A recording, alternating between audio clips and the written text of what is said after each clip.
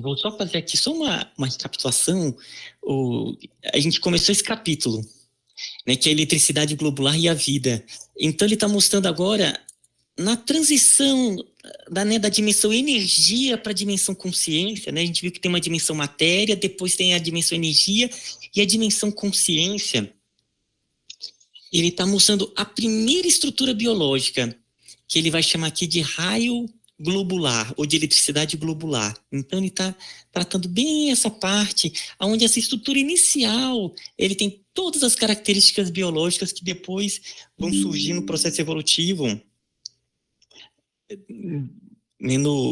dos seres, das plantas, dos animais, dos seres humanos, e assim vai. Bom,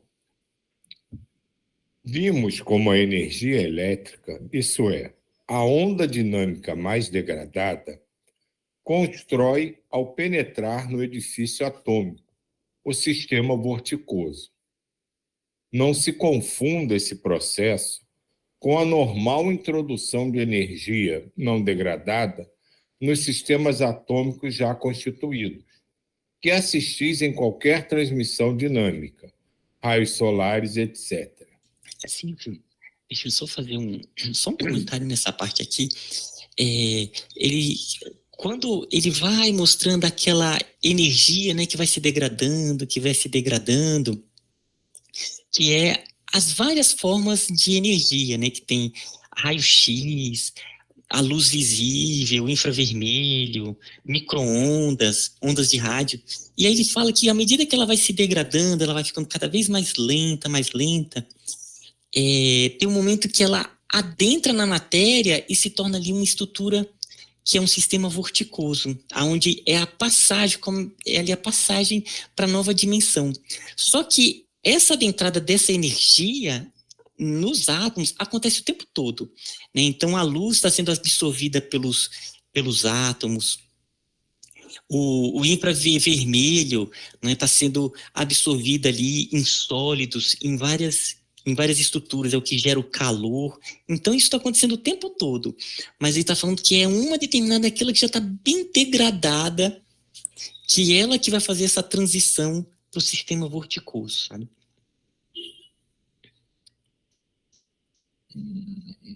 O sistema vorticoso, aberto pela própria natureza, comunicante com o exterior, com dois polos e todas as características que veremos, era o sistema mais apto a unir-se, entrando em combinação cinética com outros vórtices semelhantes. Essa combinação cinética é ressonância? Aqui é o seguinte, ele, né, até falou um pouquinho antes, os átomos que mais facilmente assimilaram foram os átomos leves, foi o hidrogênio, carbono, o nitrogênio, o oxigênio, esses que foram a base da vida. E aqui a combinação cinética, de certa forma, a gente pode pensar como uma ressonância. Essa onda degradada encontrou ali uma estrutura aonde ela conseguiu entrar nesse novo estado, que é nesse estado vorticoso. Na natureza, tudo que de certa forma é estável, ele está ali em uma estrutura que está em uma ressonância.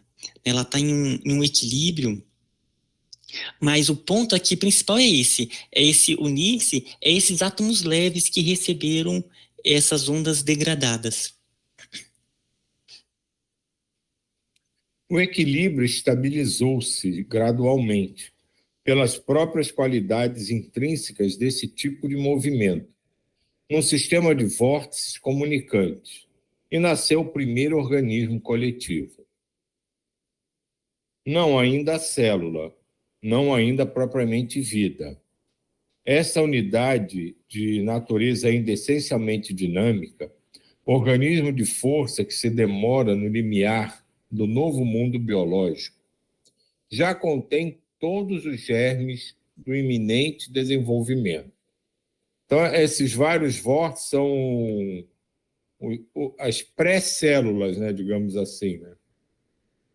E da mesma forma que essa energia vai se condensando, entre aspas, né, que ela vai juntando dos vários vórtices, vai formando a célula e as células vão se juntando para fazer o organismo.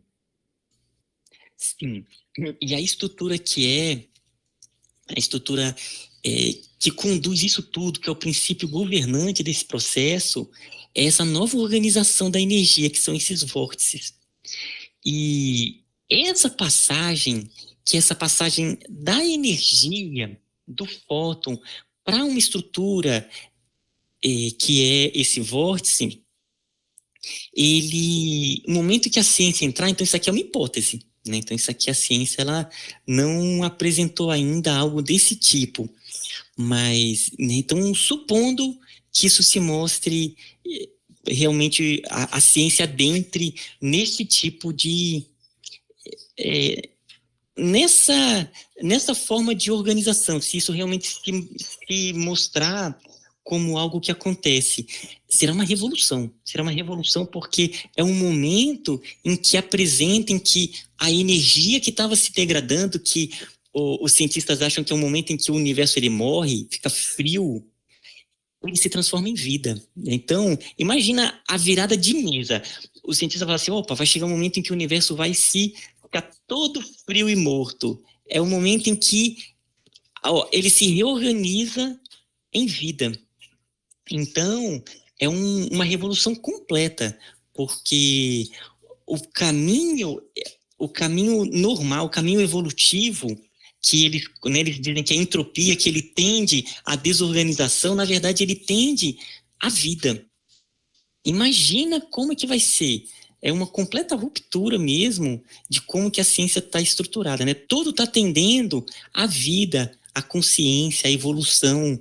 Então, vai ser uma revolução completa na ciência. No momento que adentrar nessa passagem. Esse sistema de vórtices comunicantes, a gente pode assim, fazer analogia com simbiose biológica? Completamente mesmo, né? Ele vai se formando através de simbioses. Ele chama aqui de unidades coletivas, né? Os princípios das unidades coletivas. Ele vai se formando em simbioses e formando unidades maiores e maiores, conduzidas por vórtices cada vez mais elaborados e mais elaborados. Dá para dizer que a atração desses vórtices é por necessidade de complementação um do outro? No princípio, sim, né? Porque à medida que eles vão se unindo, eles vão cada vez mais ganhando novas qualidades. Sozinho, ele só tem uma determinada capacidade. No momento que ele consegue se formar em simbioses, isso ganha muito. Inclusive, a humanidade agora, e o Pietro Baldi, ele trabalha com isso em um livro que chama assim, A Nova Civilização do Terceiro Milênio. Ele vai trabalhar muito com o aspecto da colaboração, como que no terceiro milênio a estrutura da competição ela vai ser totalmente modificada para formas de colaboração, unidades coletivas, porque ele ganha uma capacidade muito maior. Na ciência chama-se de graus de liberdade. Ele aumenta muito a possibilidade, no momento que vai se unificando nessas unidades coletivas, formando unidades maiores. E de certa forma é o que a gente faz aqui, né?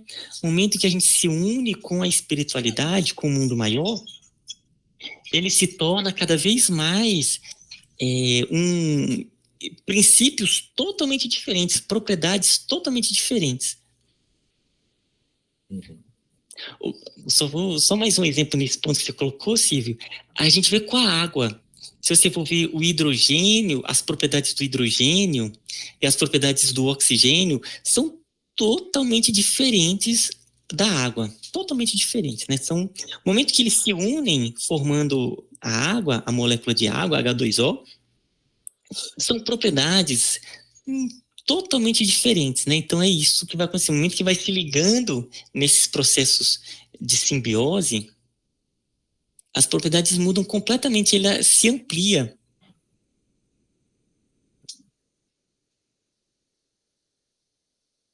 Ele viveu em vosso planeta verdadeira forma de transição de beta e alfa, e hoje já esgotou sua função biológica. No entanto, ainda dele sobrevivem traços e podeis observá-los para deduzir as suas características.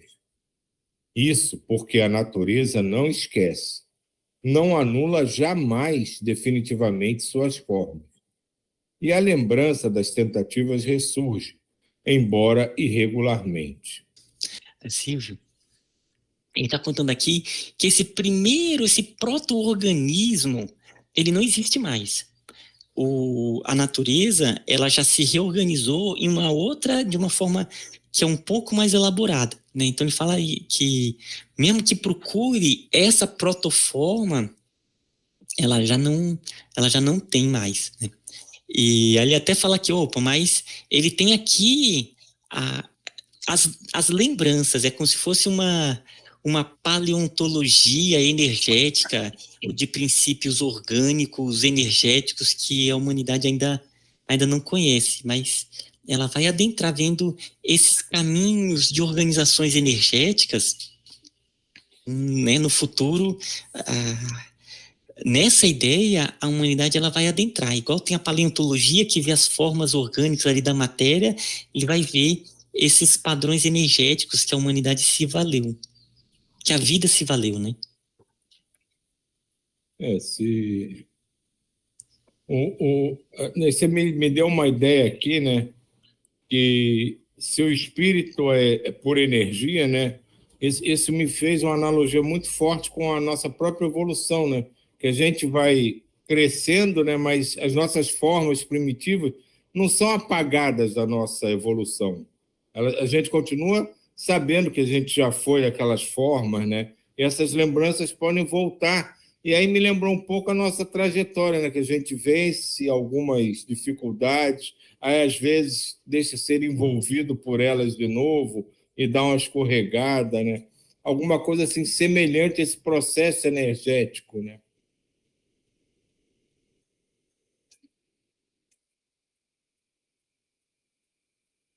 O raio globular é um organismo dinâmico de constituição eletrônica, que em alguns casos poderia observar longínquo descendente dos tipos mais poderosos dos quais nasceu a célula.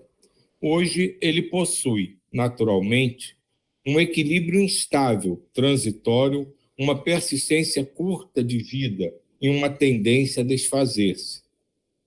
Embora organismo efêmero que raramente reaparece por lembrança atávica, o aparecimento e o comportamento do raio globular são fatos da vossa experiência, de vossa experiência. Podeis, então, comprovar quantas afinidades apresenta esse primeiro ser com os movimentos vorticosos de que é filho, como também com os fenômenos da vida, que ele já tem em Gé.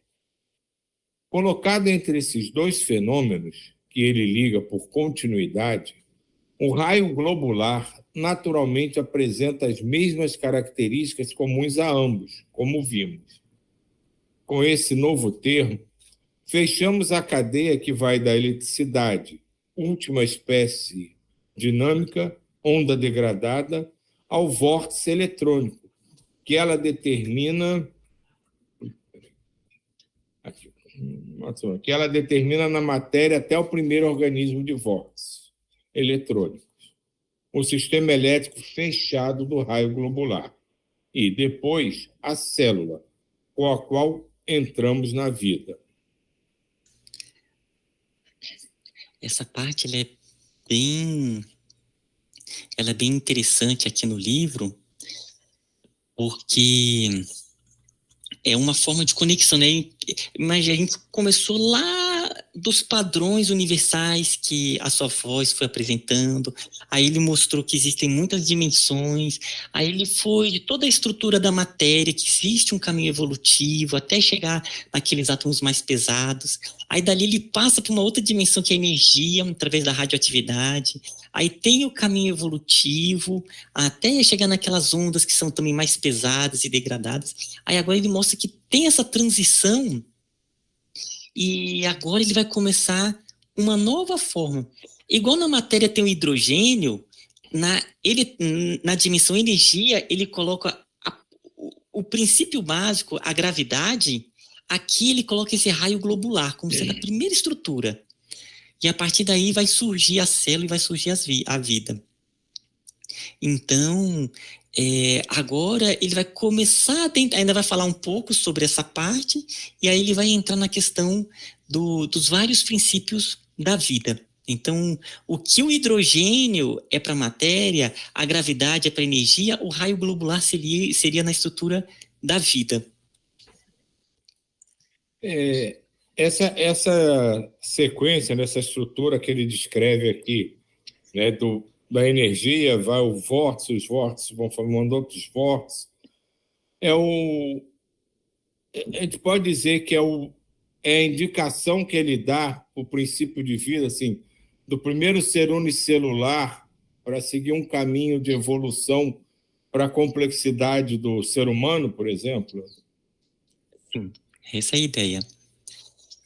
Igual tem a tabela periódica dos átomos, igual tem a tabela da energia, que ele vai mostrando que tem as suas várias formas de organização, seria isso. Seria esse caminho da vida que vai vindo aí os seres unicelulares, até as suas formas mais complexas. O que ele coloca é que a primeira, que seria ali a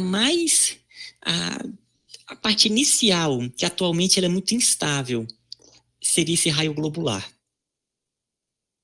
Seria como se fosse o começo de tudo. Aqui, atualmente, ele está um pouco aí, meio que na transição da vida e não vida, o vírus, né?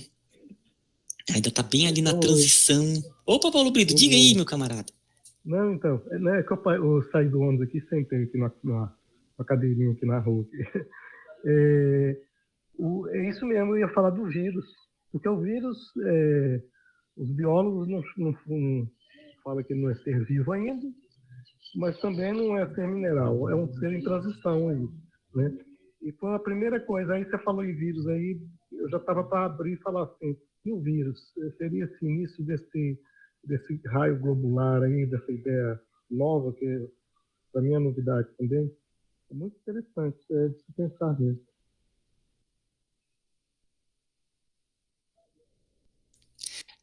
Eu acredito que o vírus, ele agora é essa estrutura mais estável que ele fala aqui, né? Que agora esse raio globular, ele é muito instável e ficou aí nas lembranças atávicas do passado.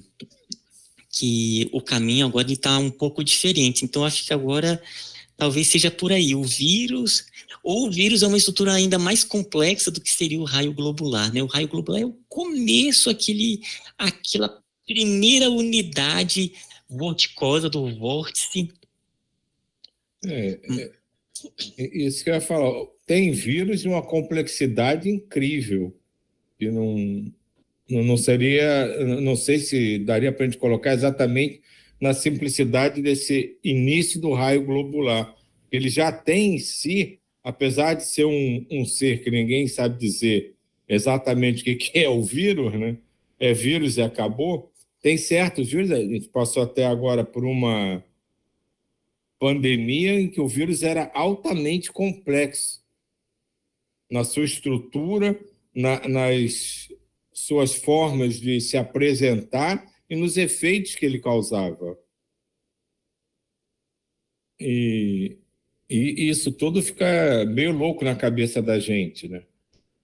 Porque me parece assim que ele mostrou para a gente tentar entender essa evolução da vida, ele mostrou numa forma de evolução energética, acho que até para a gente começar a entender que tudo é energia, que não são coisas separadas. Porque hoje em dia, se for conversar com pessoal da medicina, da própria biologia, eles veem isso tudo muito pelo lado biológico em si, mas não consegue entender, né? Vamos colocar entender, mas não seria exatamente a palavra, que um ser humano é pura energia, é 100% energia pura, numa forma diferente. Para ele é só biológico aquilo ali. Então, para vocês físicos, é fácil entender essa similaridade da eletricidade com um ser humano caminhando. Mas para uma pessoa da biologia em si, é difícil ele fazer essa conexão e aceitar naturalmente que todas as células, todo ser vivente ou não, é em si uma forma energética em apresentações diversas. O Silvio, você fala que para o físico é fácil, né? Não é o contrário. A vida para o físico viola todas as leis da física, né? A concepção da própria vida é um enigma. Para o físico, fala assim, não, isso não é minha praia. O elétron respeita as leis, o próton respeita as leis, as estrelas respeitam a lei, mas os seres vivos violam as leis da física. Então, por quê? Porque surgem novas características, né? Então, e essa transição do mundo físico energético, quando eu falo físico, é matéria e energia, para a vida, que é essa transição que sua avó está propondo aí, nesse modelo dele, e é muito interessante, porque o biólogo, às vezes, tem a dificuldade de ver o sistema todo energético como o físico vê, e o físico fala assim, a vida viola a lei da entropia, viola as leis básicas da física, e aí você simplesmente assim, não, existe esse modelo aqui, como é que faz essa transição de um para o outro? Por favor, está propondo aí um modelo interessante, né? Aí eu vou levantar outra questão. Será que o que começou a bagunçar isso tudo nas nossas cabeças foi a colocação do cerne da consciência nisso tudo? Quando essa energia passou a desenvolver a consciência de si?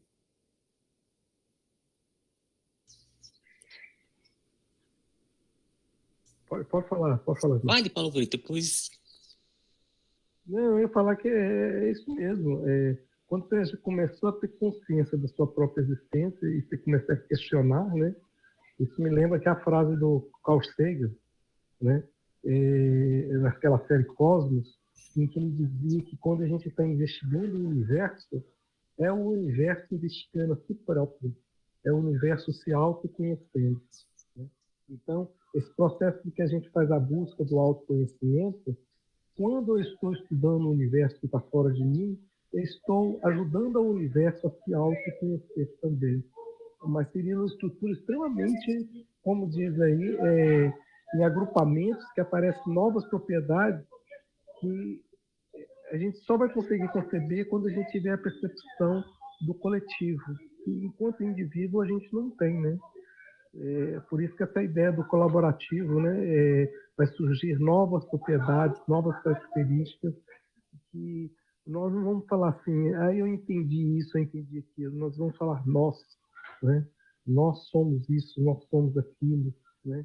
Nós fizemos isso, nós fazemos aquilo. E quando a gente passar a tirar o eu e usar o nós, é esse passo evolutivo que o Baldi fala, né? E essa questão da consciência, ela... quando a sua voz ela foi apresentando, né, ali a dimensão matéria. No momento que passa para a dimensão energia, ela coloca como a primeira dimensão de uma dimensão que é o tempo. E aí, no momento que passa para outra dimensão, que é essa dimensão da consciência, da vida, ele é a segunda dimensão temporal, segundo a sua voz aqui, que ela apresenta, né? Então, ele está passando por uma segunda dimensão e depois vai ter uma terceira dimensão temporal, que é o momento agora que a humanidade está começando a chegar nessa terceira forma, nessa terceira dimensão temporal. Então, o momento que passa para 2 dimensões, a sua voz coloca aqui que é quando surge a consciência. Ele começa a ter maior movimentação de energia, né? Então, imagina, antes era só unidimensional, depois passa para 2 dimensões, já aumenta muito.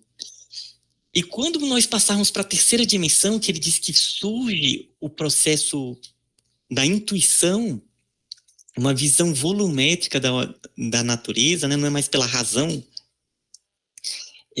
Aí que é a revolução mesmo, aí que a coisa vai ficar mais impressionante ainda, né? Mas o momento em que passa para a segunda dimensão temporal, já é consciência, ele já começa a ter noção de si próprio e começa a desenvolver essas características. Eu começo, através da consciência, ir no passado, ressignificar o meu passado, consigo ir no futuro através dos sonhos, através dos planejamentos. E com essa ideia que você colocou aí da terceira dimensão temporal, da intuição, nós vamos quase que superar isso do passado, do presente, do futuro, e viver uma coisa mais, não é eterno, é mais assim, suprar esse tempo, acima desse tempo, essa concepção temporal que a gente tem, né? Como se estivesse permanentemente ali, né? É interessante essa percepção, quando ele faz essa conexão da consciência com a segunda dimensão temporal, porque eu deixo de ter um tempo linear e eu posso, através da minha consciência, visitar o passado, visitar o futuro, ressignificar aquilo que faz sentido para mim hoje, porque eu modifico a minha vida agora, ressignificando o meu passado, né? Eu não estou modificando os fatos passados, mas eu estou modificando aquilo que significa para mim. Isso, quer queira, quer não, eu estou mexendo na estrutura temporal, né? Só que em outra dimensão, na segunda dimensão.